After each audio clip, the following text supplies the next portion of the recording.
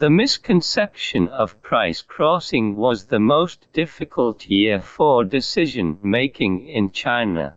The situation is chaotic and complex, with various elements blending into different arrangements, the combination of policies. And behind the complexity lies the confrontation of interests and strategies, which makes it difficult for relevant parties to understand the situation.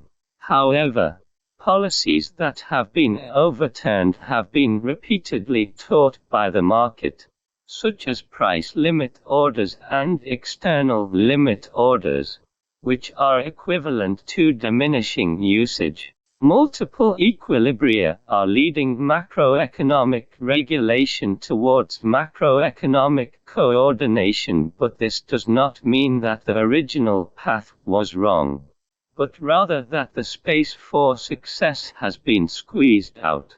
The reason why decision-making is so difficult is that the logical clues to the crux of the problem have not been sorted out yet, and we don't know how to take the path of comprehensive marketization.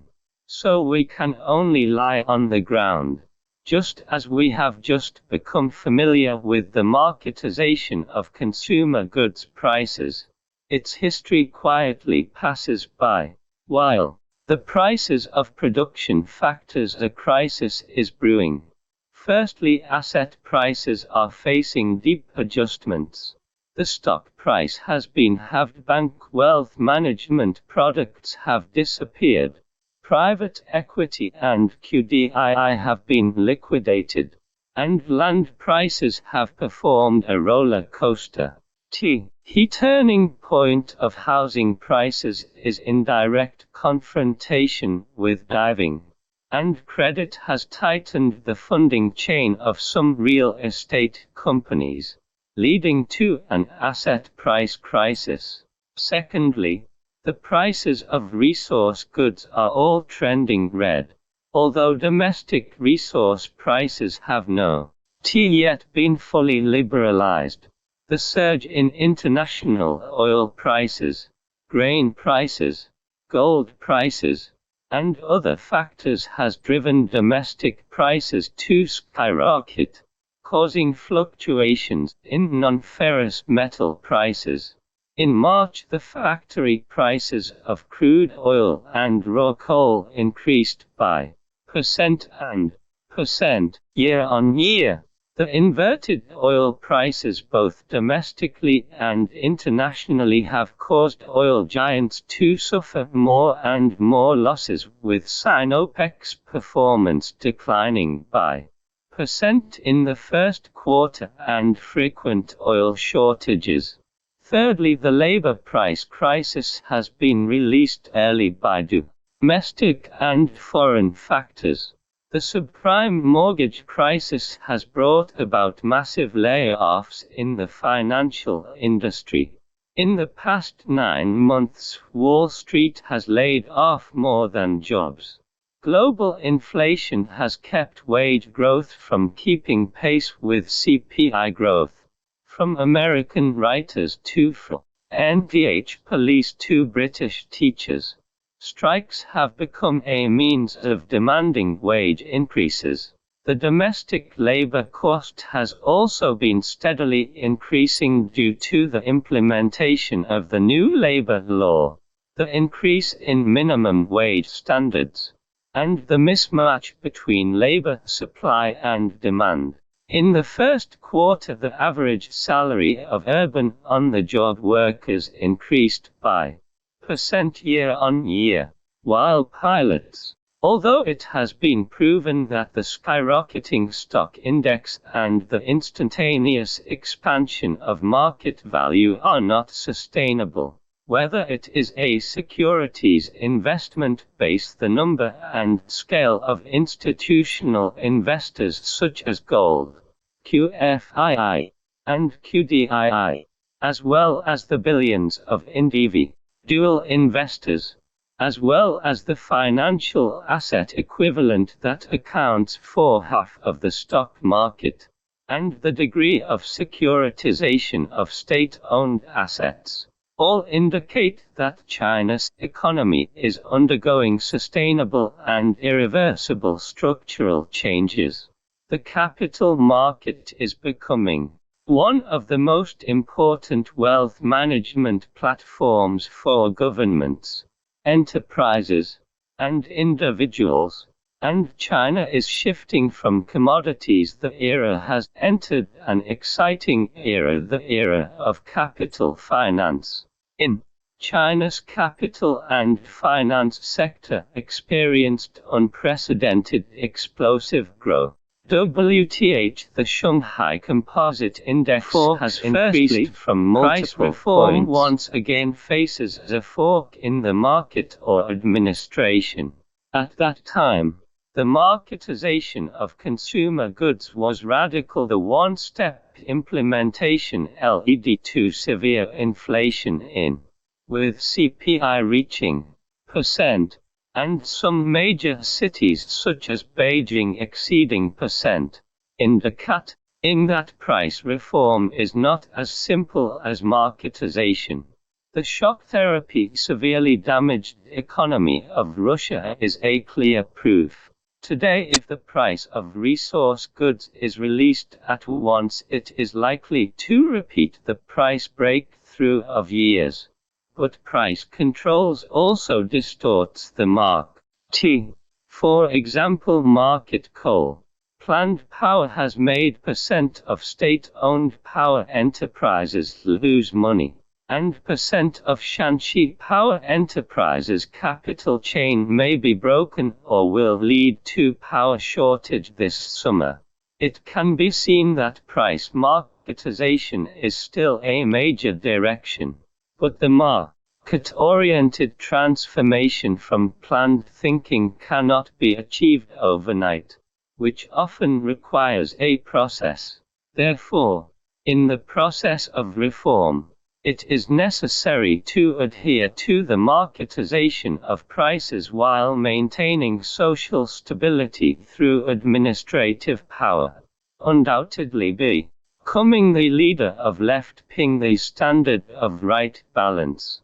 Secondly, the direction of price reform has been determined, but the market-oriented approach faces a choice, which is to linearly follow the god painting or nonlinear feeling stones crossing the river.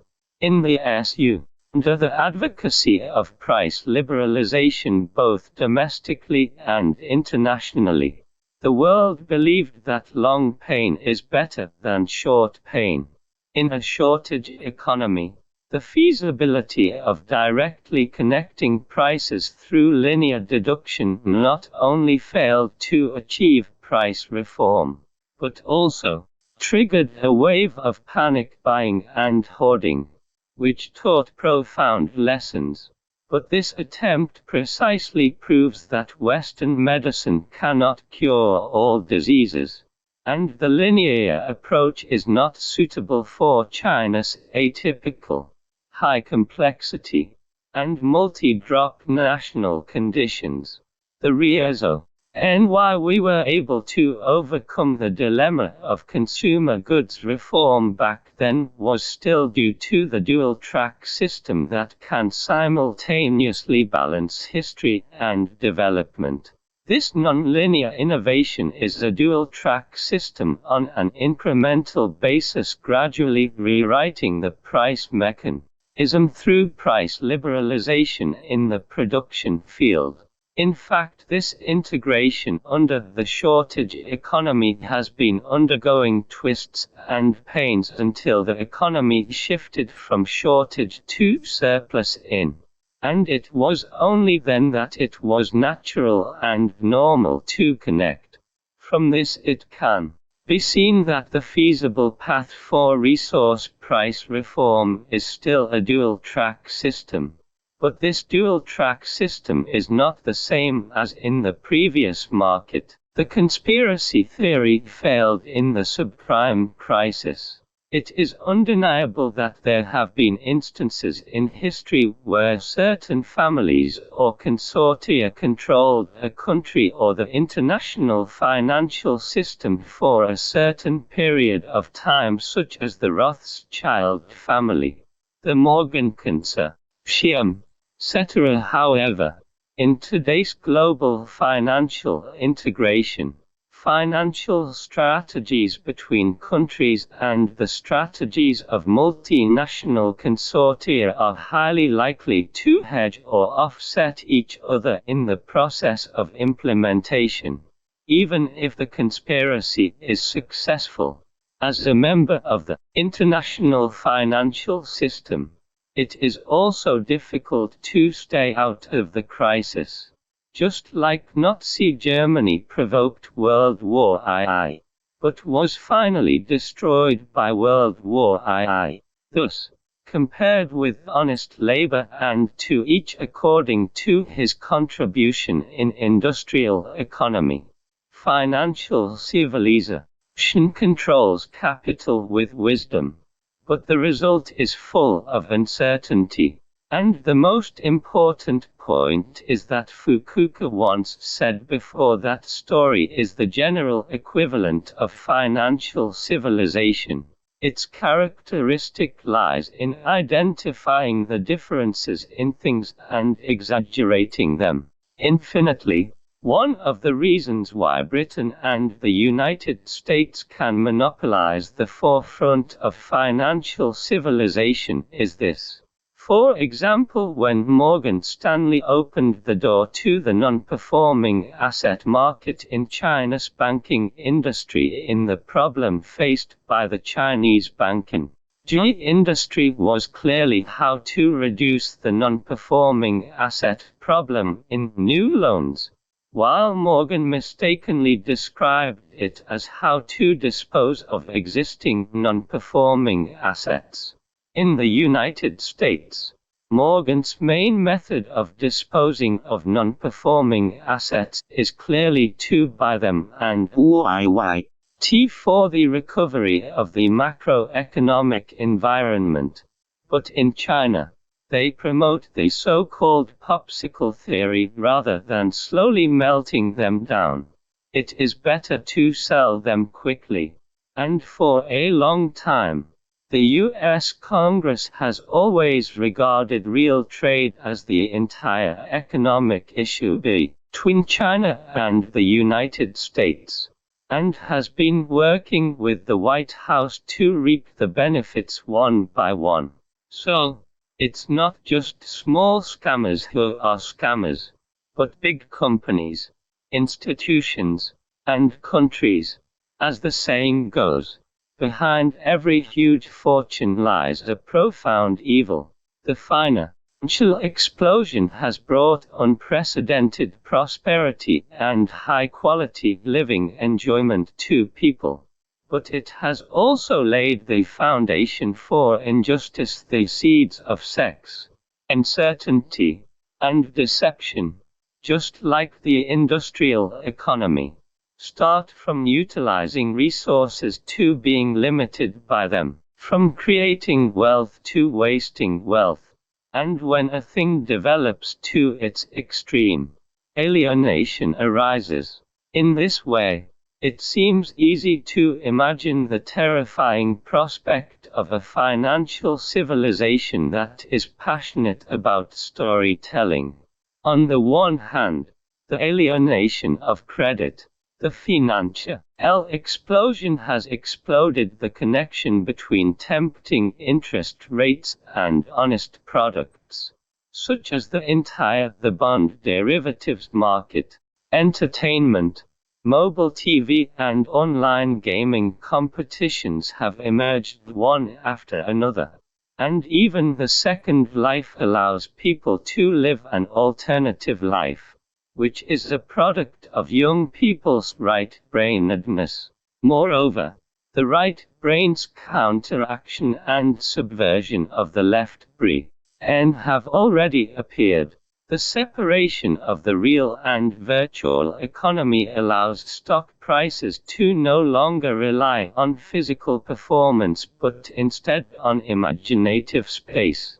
Whoever has a good story can control expectations, and the stock price rises quickly.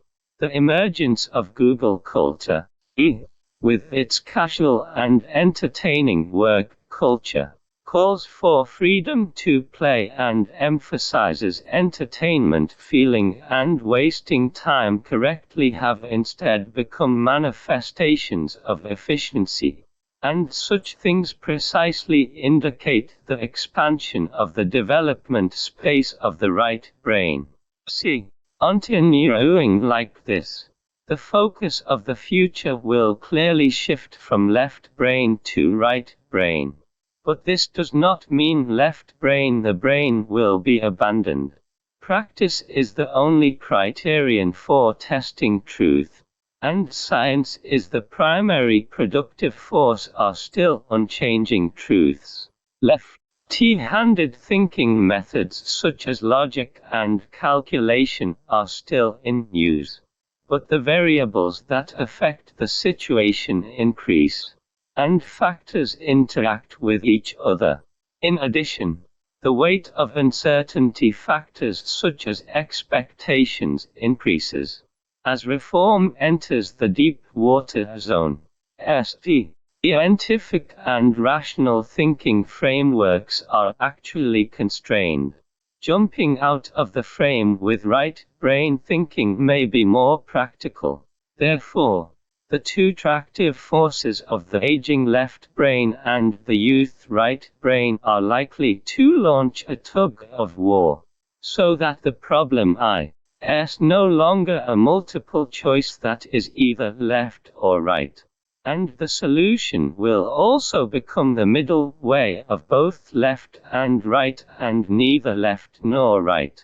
This shift in mindset will drive turbulence at all levels of society, rapidly pulling society into a new era of business opportunities. On the one hand, as the focus of future society shifts from the left brain to the right brain, from rationality to sensibility, from technology to emotion, from the switch from efficiency to satisfaction will also shift the requirements for goods from functionality to ethics, from usefulness to entertainment, from one-way to interactive, and from material to spiritual. This change is not perceived through abstract thinking or rigid mode operations, but rather through personal experience and self-exploration. Free trials, free tasting, interactive is for home appliances, and sample rooms are gradually making experiential consumption mainstream, and online experiential marketing has enabled the domestic trial customer base to exceed 3 million. The comprehensive emergence of the experience economy indicates that the concept-era business opportunities are experienced just as the Chinese people are complacent about the national policy of family planning, which has resulted in 400 million fewer births in China. The aging population has advanced by 23%. 10 years will come. At the end of 2006, the population of elderly people aged 60 and above in China reached 149 million. Experts predict that it will reach 325 million by 2030, accounting for 21.9% of the total population. The typical 4+2+1, where a young couple has to support 4 elderly people and 1 child family structure, structural shortage of labor force, and insufficient social security income are the numerous challenges brought about by aging. which force structural adjustments at all levels of society. And the most crucial one is the transformation of thinking mode under the transition of old and new. The older generation thinks with the left brain. The left brain belongs to logic, rationality, utilitarianism, personal experience, analysis and calculation. The brain processes information in a time-dependent, sequential, and either-or directed manner. Therefore, the left brain almost represents the rule, institutionalization, standardization and mass production, which is just in line with the rules of the industrial age, bringing about the efficiency of collectivism, and also making focusing on big things and pragmatism the most typical way of thinking of the left brain. From the rule of holding chopsticks in the right hand, the arrangement of multiple choice questions on machine reading cards, to the efficiency of Fordism and the scientific worship of industrial civilization. The products under left brain thinking almost control the past. And in that year generation, left brain control has its inevitability. Firstly, in the early stages of industrialization, the market's ability to allocate resources was weak, and it could only rely on administrative means to concentrate efforts on major tasks to achieve national street rateages. Secondly, the accumulation of primitive capital relies on careful calculation, rationality rather than sensibility, science rather than intuition, and the consolidation of the foundation of the real economy through standardized production based on efficiency rather than the construction of a utopia. Therefore, industrial civilization itself is a civilization dominated by the left brain, and rationality and science are the two of them great magic weapon. But now the situation has made the premise of the era of left brain control gradually fade. Firstly, computerization, miniaturization, interests of people be respected, rather than being a broad concept. The difficulty of transforming this concept lies in encountering the resistance of traditional ideology and the covert boycott of vested interest groups.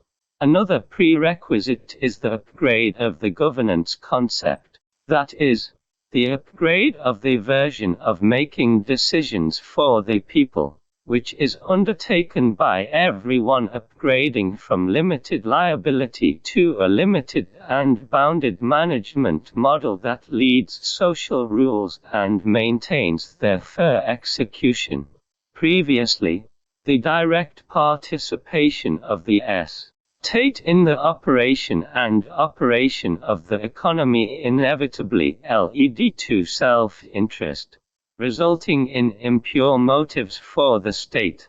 However, when the state is above economic interests and only serves as the creator and maintainer of the system, the transformation of its role creates a natural demand for the principles of fairness and justice. The controversial labor contract law, to some extent, is a manifestation of the shift in national motivation from favoring enterprises to providing universal coverage for the interests of workers. It is a transition from a focus on efficiency first to a balance between fairness.